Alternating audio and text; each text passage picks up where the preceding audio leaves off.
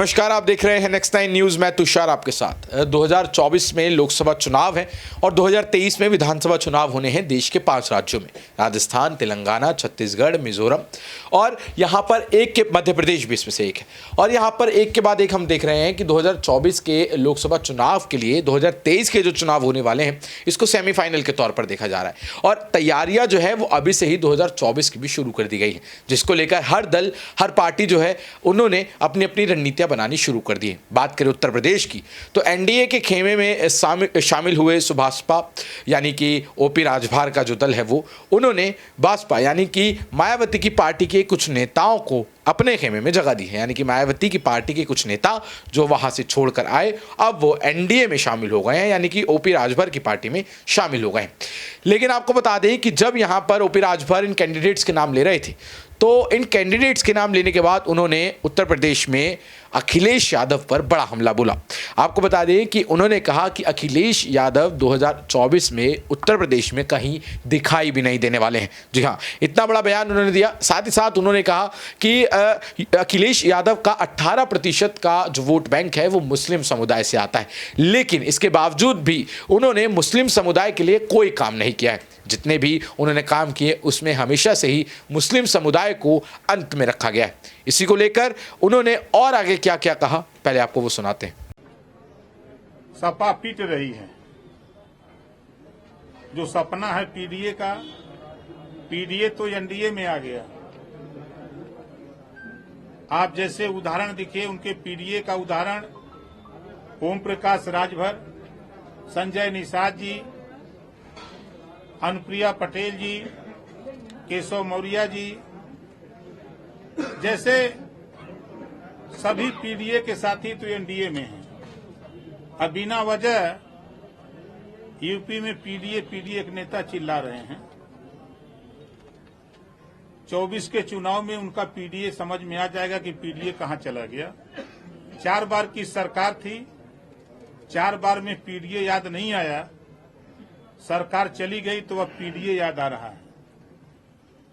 18% vote अकेले मुसलमान देता है समाजवादी पार्टी को,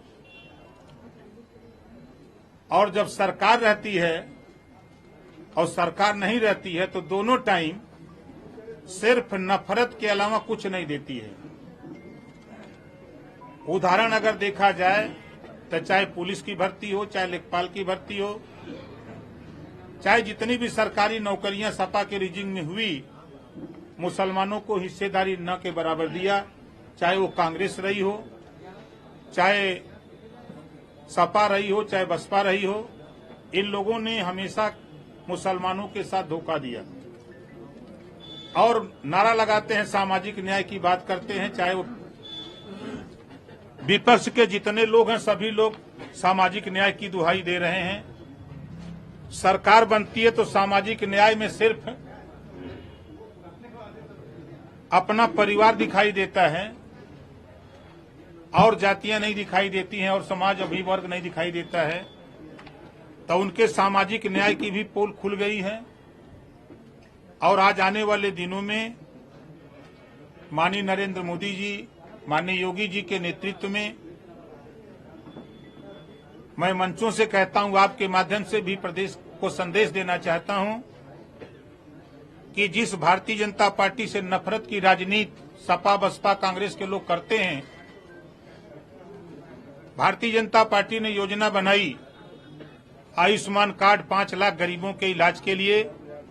उसमें न जाति न धर्म कहीं इंगित नहीं है। किसान सम्मान निधि, उसमें कहीं जाति धर्म इंगित नहीं है। जो राशन बीच में बिचौलिए खा जाते थे, आज वो राशन गरीब के घर तक पहुंच रहा है।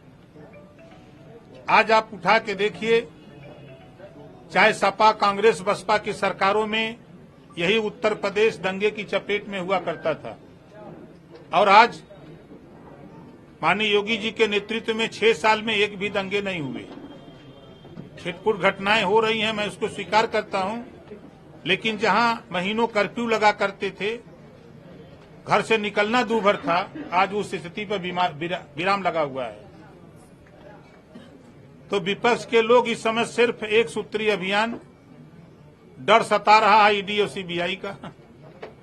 ईडी सीबीआई के डर से इकट्ठा हुए हैं कि जल्दी सत्ता मिल जाए, सत्ता के लिए पागल होकर के घूम रहे हैं। हम लोग गरीब, कमजोर, वंचित, शोषित, पिछड़े, दलित, अल्पसंख्यक को न्याय दिलाने के लिए, उनको हक दिलाने के लिए कटिबद्ध हैं और उनको न्याय दिला करके ही हम लोग दम लेंगे। आज मैं पुनः हमारे जिन साथियों ने पार्टी की सदस्यता ली है, आज बेशक पार्टी को ताकत मिली है, इसमें कहने में कोई गुरेज नहीं। जब मैं सहारनपुर जाता था तो पहले कम लोग दिखाई देते थे, लेकिन अब जब मैं सहारनपुर जाऊंगा तो एक बड़ी ताकत मिलेगी। चाहे वो कानपुर का इलाका हो, चाहे मैनपुरी का इलाका हो, उत्तर प्रदेश के 75 जिले में हम लोग भारतीय समाज पार्टी के संगठन को अब धीरे धीरे ठीक कर लिए हैं, जिसकी झलक आप लोगों तक पहुंचती रहती है। तो देखा आपने किस तरीके से यहाँ पर जो ओपी राजभर है, ओम प्रकाश राजभर, एक के बाद एक यहाँ पर जो है अखिलेश यादव पर अपने शब्दों के बाण चलाते गए। अब इसी मुद्दे पर बात करने के लिए हमारे साथ हमारे सहयोगी हमारे साथ हैं दौलत। तो दौलत, जिस तरीके से ओपी राजभर का ये कहना है कि उत्तर प्रदेश में 2024 में जब लोकसभा चुनाव होंगे तो अखिलेश यादव वहां पर दिखाई भी नहीं देंगे, और जिस तरीके से उन्होंने मुस्लिम समुदाय को लेकर यहाँ पर बहुत बड़ा आरोप लगाया है एक तरीके से अखिलेश यादव पर कि उनका 18% का वोट बैंक है, लेकिन फिर भी वो उसके लिए कुछ नहीं करते हैं। किस तरीके से देख रहे हैं आप इस बयान को? जी हाँ, बिल्कुल। सबसे पहले देखा जाए तो ओपी राजभर ही जो हैं अभी कहीं दिखाई नहीं दे रहे। वो दिखाई दें, लोग उनको पहचाने कि हाँ भैया वो भी राजनीति में हैं, तो इस तरीके के बयान वो दे रहे हैं। वो मुस्लिमों पर बात करें कि मुस्लिमों के लिए अखिलेश यादव ने खुद कुछ नहीं किया, लेकिन वो ऐसे एक एनडीए गठबंधन में शामिल हैं कि जो कहीं ना कहीं एक जो है विचारधारा के खिलाफ चलते हैं। यानी देखा जाए तो बीजेपी के सांसद आपको संसद भवन में किस तरीके की भाषा बोलते नजर आते हैं, जो मुस्लिम सांसद हों उनके खिलाफ किस तरीके से वक्तव्य उनके होते हैं, और ओपी राजभर यहाँ अपनी खुद की जमीन तलाश रहे हैं। हमने उनके बसपा के साथ देखा हुआ है, मायावती उनके साथ देखा हुआ है, और वो वापस आकर बीजेपी के साथ मिल गए, और बीजेपी भी उनको बार बार जो है अपनी तरफ ले रही है। पहले योगी उनको बड़ी बड़ी बातें कहते हैं, फिर उनके खिलाफ बोलते हैं, फिर दोबारा उनकी यहाँ तारीफ करें। तो देखा जाए तो ओपी राजभर अपने आप को बचाने के लिए दूसरों के खिलाफ बोल रहे हैं। तो कहते हैं ना कि जो व्यक्ति खुद डरा होता है दूसरों को डराता है, तो यही हाल ओपी राजभर का है, और यही हाल कहीं ना कहीं अभी यूपी का है। और यूपी में जो बीजेपी जिस तरीके से काम कर रही है कि यहाँ पर दूसरे नेताओं को डरा के बरगला कर काम चल रहा है, और हर जगह हम देख रहे हैं बीजेपी की नीति यही बनी हुई है। तो जिस तरीके से हमारे साथी ने बताया कि यहाँ पर ओपी राजभर जो है वो इस तरीके के बयान इसलिए दे रहे हैं ताकि राजनीति में उनको भी जाना पहचाना जाए, क्योंकि अभी वो खुद भी जो है वो कहीं ना कहीं राजनीति से गायब नजर आ रहे हैं। और जिस तरीके से वो यहाँ पर दूसरी पार्टी के नेताओं को अपने खेमे में जगह दे रहे हैं, वहीं उनकी खुद की पार्टी भी कहीं एक जगह टिकती भी नहीं दिखाई देती है। कभी योगी के खिलाफ होते हैं तो कभी उसके साथ होते हैं, कभी मायावती के साथ होते हैं तो कभी उनके खिलाफ हो जाते हैं। और ये सब इसलिए हो रहा है दर्शकों, क्योंकि 2024 के लोकसभा चुनाव जो है वो अब करीब है। ऐसे में हर पार्टी यही चाहती है कि किसी का भी हाथ पकड़ ले, बस हमें मंत्रिमंडल मिल जाए, जीत मिल जाए, हम बस सरकार में एक अहम ओहदा ले लें। खैर, इस बारे में आप क्या सोचते हैं, क्या राय रखते हैं ओपी राजभर के इस बयान पर, अखिलेश यादव पर जो उन्होंने इतना बड़ा वार किया है उस पर? नीचे में कमेंट सेक्शन में जरूर बताएं। जुड़े रहे, देखते रहे Next 9 न्यूज़। धन्यवाद।